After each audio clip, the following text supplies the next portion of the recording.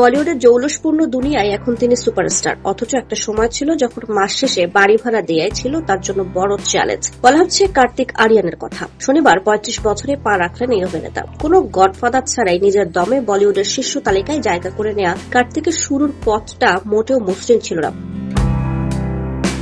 মুম্বাই শহরে পা রাখার পর ভয়াবহ অর্থ কষ্টে দিন কেটেছে তার। যে ভাড়া বাসায় থাকতেন, টাকার অভাবে সেখান থেকে উচ্ছেদ হওয়ার ভয়ে তটস্থ থাকতেন। ভাগ্যের কি নির্মম পরিহাস, আজ সেই পুরো বাড়িটির মালিক তিনি নিজেই। ভারতীয় গণমাধ্যমে দেয়া সাক্ষাৎকারে কার্তিক সেই কঠিন দিনগুলোর স্মৃতিচারণ করেন। বলেন, আমি এমন একটি ফ্ল্যাটে থাকতাম যেখানে একাই লড়ছিলাম নিজের অস্তিত্বের জন্য। হাতে টাকা ছিল না, সিনেমাগুলো ফ্লপ হচ্ছিল। তখন সবে পেয়ার কা পঞ্চনামা মুক্তি পেয়েছে, কিন্তু আমার ক্যারিয়ারে তার প্রভাব পড়েনি। এরপর আকাশবাণী, কাঞ্চি, এমনকি গেস্ট অব লন্ডন সবে মুখ থুবড়ে পড়ে। দর্শক জানতো না যে এই সিনেমাগুলো কবে এসেছে আর কবে গেছে।